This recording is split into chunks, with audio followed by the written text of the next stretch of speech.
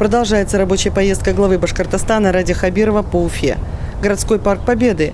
Здесь уже возложили цветы к мемориалу «Союз поколений десантников». Далее в Республиканском музее боевой славы встреча с ветеранами боевых действий. Здравствуйте. На втором этаже? На втором, да? Здравствуйте. Вроде здоров. Все нормально. Ага. Спасибо.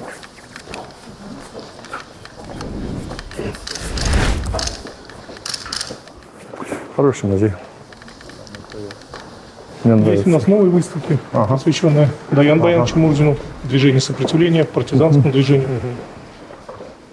Это новое, да? Вот. Да. У нас каждый месяц появляются здесь новые выставки. В отдельном зале есть выставки, которые до полугода работают. Школьники вот сейчас вот начнут учиться и начнут по графику приходить. Да. Да? Ну и сейчас у нас ежедневно порядка 30 человек приходят. Приходит, да. Вот видите, у нас есть новая выставка по знаменам. Ага. Это прям настоящие знамена, да? Копии знамен. Воинских соединений, сформированных в Республике Башкортостан в годы Великой Отечественной войны. Ага. Садитесь, пожалуйста.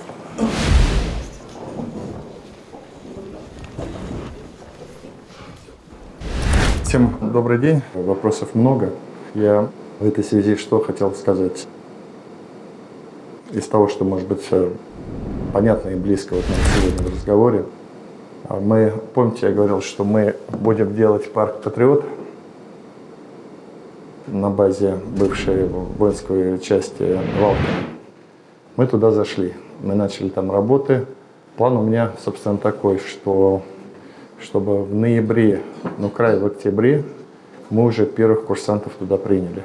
То есть он уже начал работать как центр подготовки подрастающего поколения, боевой подготовки, начальной военной подготовки, патриотического воспитания. Поэтому я тоже хотел бы, вот Александр Старшинин здесь присутствует, он является директором этого парка. Надо вот с ребятами пообщаться, может быть, они подскажут, что бы они хотели там видеть. Мы парк там делать хотим, хотелось, конечно, быстро все его сделать, но там и по деньгам сложности определенные. Мы его растянули во времени, где-то будем строить по очередям. Но у меня идея какая, что там учебные корпуса, спальные корпуса, конгрессный такой холл, где можно проводить учебу. Значит, партизанская деревня, плац, места для всевозможных учений. Значит, моя мечта еще, что там обязательно была церковь небольшая или часовня и маленькая мечеть. Там должна быть аллея, посвященная нашим героям, посвященная тем, кто пал в боях. Надо вообще посмотреть, если есть возможность это в граните, значит, запечатлеть. Вот это такая идея такая, сделать большой мемориальный, учебный, подготовительный центр. Вот. Я, конечно, вас всех хотел поблагодарить за поддержку. Я постоянно знаю, что вы поддерживаете и действия нашего президента, поддерживаете движение нашей страны, поддерживаете меня. Спасибо большое, я это чувствую, знаю. Поэтому мы стараемся все-таки развивать и нашу республику, чтобы здесь мы жили в мире, в согласии, экономика развивалась, социальные решали. Здесь у нас все идет поступательно, хотя все с этим коронавирусом непросто. Поэтому вот так. А за памятник спасибо. Памятник, он ведь стал еще такой, видите, уже молодожены приходят, фотографируются. Вот, пожалуйста, я. Уважаемый Ради Фаридович, мы здесь за круглым столом. Спасибо большое от нас всех, кто участвовал, кто здесь присутствует, в том, что вы на самом начальном этапе, когда в 2020 году, в преддверии 90-летия образования воздушно-десантных войск, была встреча в таком же составе всех ветеранов воздушно-десантных войск республики. И мы тогда вам представили макет, вы прям поддержали, вам очень понравилось. И после этого оказывали всестороннюю помощь, поддержку нам в этом. Мы благодарны вам, спасибо вам большое. Значит, из всего не выступления нашего круглого стола, хотел представить человека, простого солдата, который в 2000-х годах служил. Довелось, что я был у него командиром, еще лейтенантом. разведроте 34-го гвардейского десантно-штурмового полка 76-й дивизии. Это Марат Кудырмятов. Здравствуйте, уважаемый Ради Фаридович, гости. Башкирская региональная организация, я вкратце расскажу, маленько волнуюсь. Башкирская региональная организация по развитию смешанных единоборств ОСЕ и военно-спортивного общества «Звезда», которую я представляю. За минувшие 2 года проведено более 20 военно-спортивных мероприятий международного, всероссийского и региональных уровней. Самый большой, особенно всем запомнился российский турнир по правилам ОСЕ «Штурм 1995» в памяти разведчиков ВДВ, который прошел в Уфе в сентябре 2019 года. С поддержкой администрации города, правительства республики, Министерства спорта с Ульфатом Мансуровичем он нас поддержал, и мы его провели на высоком уровне. Так, наши воспитанники представляют нашу республику на международных соревнованиях, в лагерях военно-спортивных, в Москву ездим, то есть взаимодействуем с братьями-спецназовцами, то есть вот в Балашихе тоже проводим слеты, турниры, везем ребятишек наших. Достойно они выступают, завоевывают места первые. От всего сердца хочу от всего сердца поблагодарить республику и лично вас, уважаемый Ради Фаридович, что вы нас поддерживаете, огромную поддержку оказываете ветеранам боевых действий. Вы нас мотивируете. И больше всего хотелось бы еще обратиться к вам с просьбой, чтобы вы почаще к нам приезжали на наши мероприятия, потому что вы наш руководитель, мы равняемся на вас и, соответственно, и детей наших приобщаем к порядку и так далее. Спасибо большое, Ради Фаридович. Спасибо. С удовольствием буду приезжать. Вот я вот сегодня еще раз говорю, приехал, потому что обещал приехать.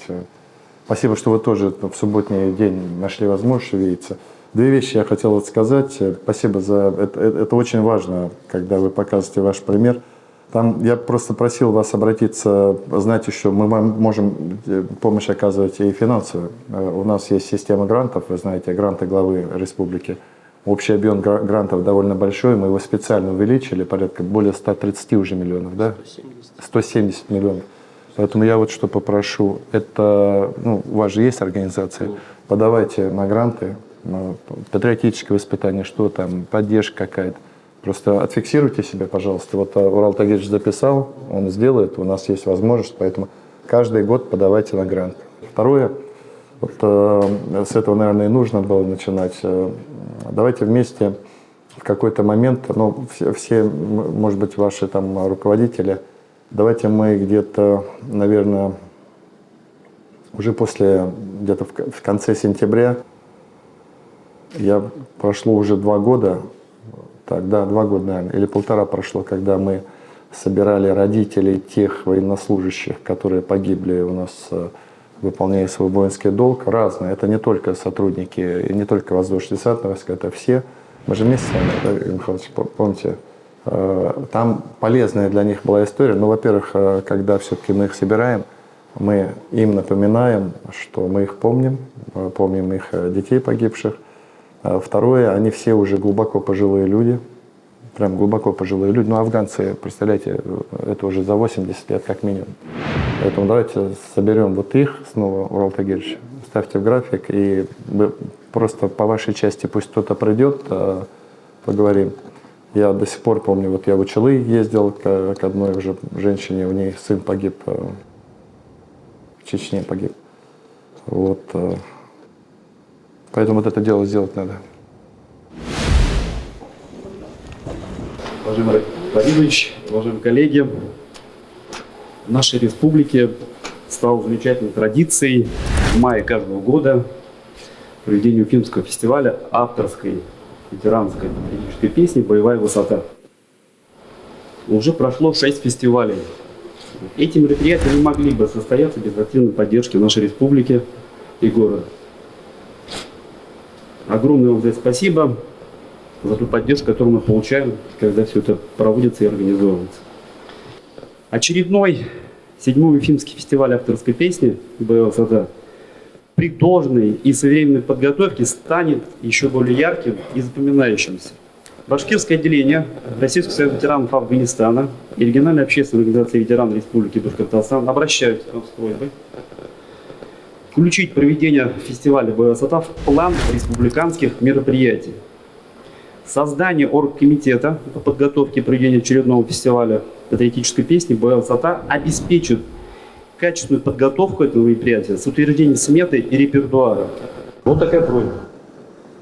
Можно несколько вопросов? А вот он где обычно проходит?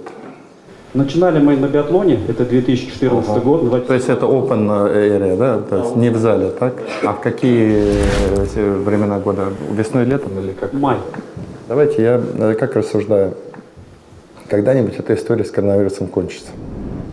Ну, наверное, она будет рядом с нами присутствовать. Наверное, мы будем побаливать там и так далее. Главное, если сейчас вакцинацию все-таки мы сделаем более энергично, да, то я очень надеюсь, что весну мы уже встретим так более свободно. Поэтому готовьтесь к маю, в программу мы это включим, и давайте делать хорошие истории.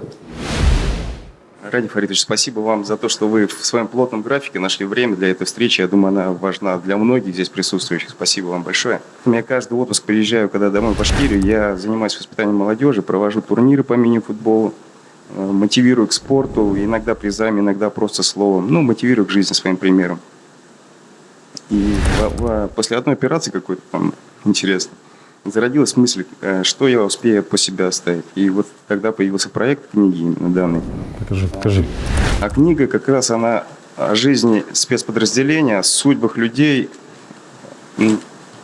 о семьях. Ну, в общем, она о ценностях, о самопожертвовании, о настоящей мужской дружбе. Самое главное, о любви к родине.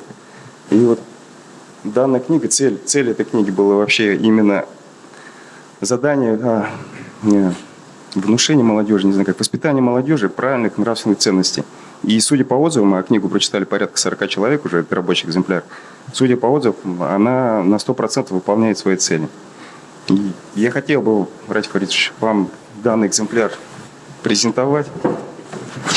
Я уверен, Почитать или... я уверен, у вас не будет времени ее читать. Но... Нет, я ее прочту. Просто знаю, что один экземпляр лежит у уважаемого Ради Фаритовича, у меня будет больше сил, больше энергии. Дальше Я ее за 2 дня прочту, я читаю. Извините за вид, это рабочий экземпляр. Я вам обещаю, как только Спасибо. издательство вернется, я вам сразу новый образец. Хорошо. Я прочитаю и свое мнение скажу. Спасибо вам. Спасибо. Спасибо. Вот смотрите, вы интересный вопрос подняли насчет молодежи, насчет того, что происходит. Вот знаете, ну, мы же здесь все сидим еще, мы еще помимо того, что вот вы офицеры, кто-то в отставке, кто-то общественный деятель, кто-то работает, я на госслужбе там, но мы еще с вами сами отцы и сами еще уже деды, так ведь? И поэтому мы на детей, на наше поколение смотреть должны в том числе с этой точки зрения. Знаете, вот я излишней ситуацию это не трагедизирую. Я вижу, что происходит. Ну, я не за Россию отвечаю, за республику. Я вижу, что происходит. Я вижу, конечно, там баламутят головы наших детей. Дети даже, знаете, наши вот ко мне подходят, там фотографируют. Знаете, как они обращаются ко мне? Ради Хабиров, можно сфотографироваться? У них в голове мышление инстаграмное. Не там Ради Фаридович или там, можно у вас. Ради Хабиров можно. И я на это тоже смотрю, как это чисто технологическая, наверное, такая вещь. Это у них идет не от того, что у них какая-то там отрицательная позиция. Вот они вот живут, это их мир. Мы этот мир с вами не переломаем. Это 21 век. Наверное, дальше еще что-то еще веселее будет. Мы должны жить с вами в то, что есть. Это вот первое, из чего надо исходить. Второе. Вот я просто про свои принципы говорю. Молодежь наша очень все-таки, она свободнее нас. Они свое мнение, может, уверенно говорить. Где-то глупости говорят, разумеется, в силу там молодости, где-то какие-то немножко головы им там заморочили, но и мы их должны принять вот такими, какие они есть. Вот эта их свобода, нам порой кажется, что они там менее вежливые. Вот я все-таки схожу, что они очень-очень классные ребята на самом деле. Вот, классная у нас молодежь, и вот вы сидите уже седые афганцы, уже седыми становятся чеченцы, а Сирию сейчас защищают и также в антитеррористических операциях ранения получают и погибают те, вот они сидят, вот через 2-3 года они будут. То есть говорить о том, что они не являются продолжателями ратных традиций, мы не можем вообще. Вы посмотрите, какие подвиги эти пацаны совершают и как это происходит. Ничего не меняется, я считаю, вот так вот. Он сегодня, может быть, там какой-то оболтус, да, завтра он одел, значит, тельняшку, ему там, значит, экипировку, он пошел воевать за страну. Здесь вот я не вижу такой. Вопрос другой, вот знаете как, это вот базово, я прям вот горжусь нашей молодежью. Ну, посмотрите на лица, посмотрите они как. Вопрос другой, что им гораздо сложнее жить, чем нам. Мы все-таки жили в более простой, более человеческой, что ли, атмосфере. Ну, все как озверевшие ходят, да. Там в интернете, действительно, в социальных сетях они смотрят. Но нам с ними надо все равно работать. Если вы занимаетесь патриотическим воспитанием, вы должны быть там. Да, вас, наверное, там не любят, да. Существуют поднаторели те, которые там... К сожалению, мне этих людей очень жалко, многих, которые там сидят в этом. Они не живут реальной жизнью. Он сидит вот так вот, он живет жизнью, и он умирает, ходит, ой, сегодня на 3 лайка пришло меньше на мои посты и так далее. Понимаете? Вообще очень странные и так далее. И мне этих людей на самом деле жалко, которые. Но наша задача, мы там должны быть. Ну, хотелось, конечно, поблагодарить тоже вас. Вообще, наблюдая за вашей деятельностью очень сильно, вот, имел честь с вами быть в поездке, там посмотрел вообще, как вы ко всему относитесь. Вот. Посещение Аллеи Ангелов, это вообще было сильно. Потому что я посмотрел, никто туда больше не ходил, кроме нашей делегации. Вот. То есть это памятник в Донецке для детей, посвященный детям, которые погибли в ходе бомбежек, которые совершались. 36, по-моему, детишек, да? 30, да? И вот просто я смотрю, что как вы работаете на износ, и вот, ну, просто вот искренне, по-человечески хотелось вас за это поблагодарить. Вот. Также поблагодарить за ваше такое деятельное участие в толчке по строительству спортзала, который вот сейчас мы документацию, там, письма будем подавать. Построим, обязательно построим. Да. Вот. И хотелось бы еще сказать, что у нас в этом году к имеющимся 3 патриотическим клубам, 2 кадетским классам добавляются еще 2 кадетских класса десантного профиля. Это 85-я школа, Орджоникидзевский район, 105-я гимназия, Калининский район. И хотелось бы еще к вам обратиться с одной просьбой. Если есть такая возможность, где-то в сентябре, в октябре устроить встречу с нашими воспитанниками, с курсантами и кадетами нашего объединения, чтобы вы, как глава, рассказали о задачах патриотического воспитания, чтобы они вот именно из ваших уст услышали, каким должен быть патриот Родины, чтобы на вашем примере они вот как бы научились. Ну, должен быть старше, на кого равняться, чтобы они вот вас как на главу равнялись, вы на президента равняетесь, они чтобы на вас равнялись. Для них, мне кажется, это будет очень большое подспорье в их воспитании. Вот. А детишки этого жаждут. Отлично. Надо поставить вот в рамках наших мероприятий ко Дню Республики, я все равно все-таки я за республику отвечаю, там не только ваших тогда пригласим и ваших, пригласим и шеймуратовцев классы. Ну вот давайте побольше я их соберу. Порядка 200 человек. В конгресс-холле соберем и побеседуем. Тогда надо сделать там, чтобы не только я один был, там, может, выставку какую-то, там, каких-то интересных людей тоже пригласить. Вот. Договорились? Глубоко уважаемые ветераны, уважаемый Ради Фаритович, молодежь, дети, разрешите от имени Верховного муфтия, шейхуль Ислама, председателя Центрального духовного управления мусульман России Талгат Сафа Таджуддина передать исламское приветствие. Ассаляму алейкум ва рахматуллахи баракатуху, мира вам, милости и благословения Господа. На прошлом круглом столе я как-то отмечал о том, что дедушка, герой Советского Союза, Ахмеров Гавит Абдулович, рассказывал ужасы войны. И я понял, что война – это плохо, что это очень плохо.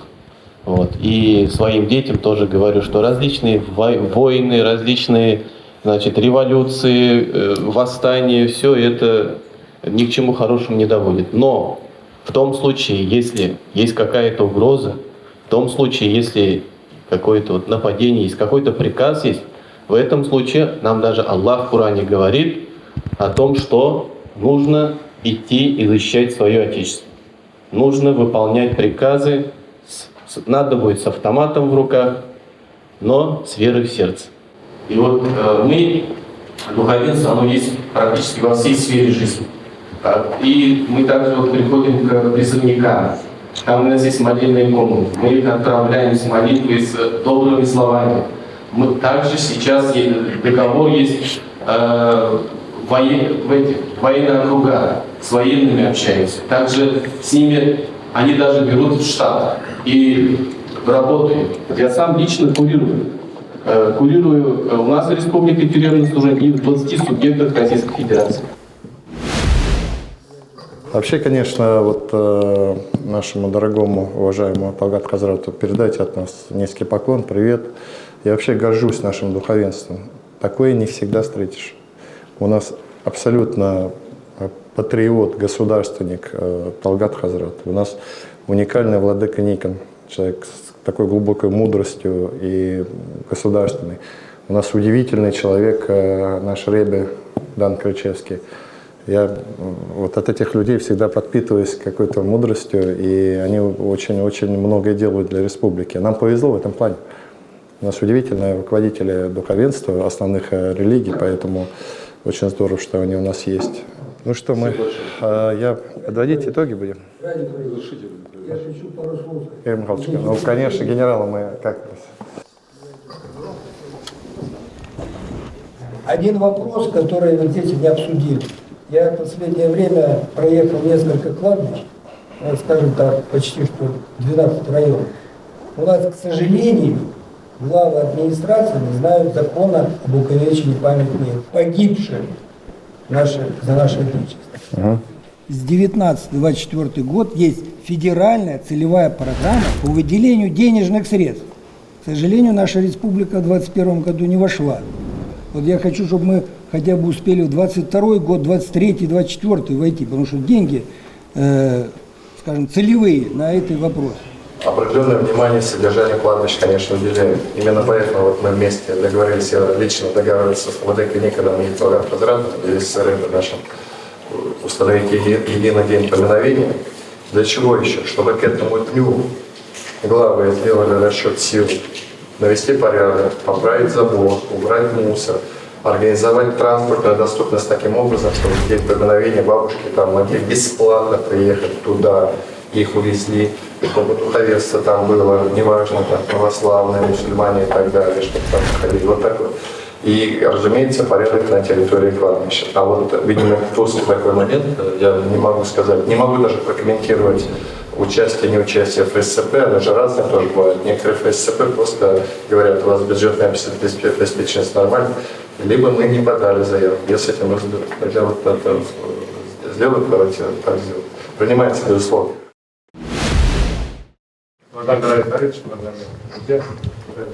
Тяжелейший период проживаем, коронавирусных ограничений, моментов и так далее. Но я должен сказать, даже, как мы их называем, кавычки взятые, очень жирные годы и так далее, мы 40 лет не могли приступить к реализации Тимашевского путепровода, уважаемые коллеги. Он сегодня реализован, про него никто даже не вспоминает, как будто он всю жизнь существовал и так далее. Я уже озвучил теми имеющимися возможностями, каким образом и с какой ожесточенной, по-другому не назовешь, критикой начиналась реконструкция путепровода на реке Валиди. К нему не приступали 20 лет, хотя была необходимость и назрела давным-давно. Сегодня реализовали, на третий день забыли. Я к чему?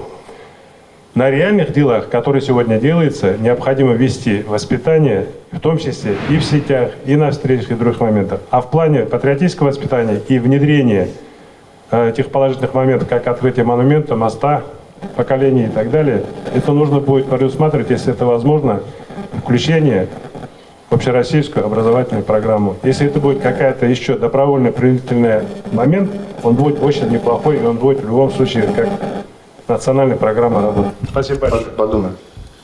Подумаем. Я вот тоже нам все-таки, я же тоже вам рассказываю, не только вас слушаю, про то, что мы делаем.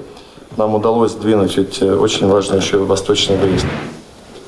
В 90-е годы начинался восточный выезд. Судьба у него очень интересная. Радий Фаридович, от нас всех грамоту.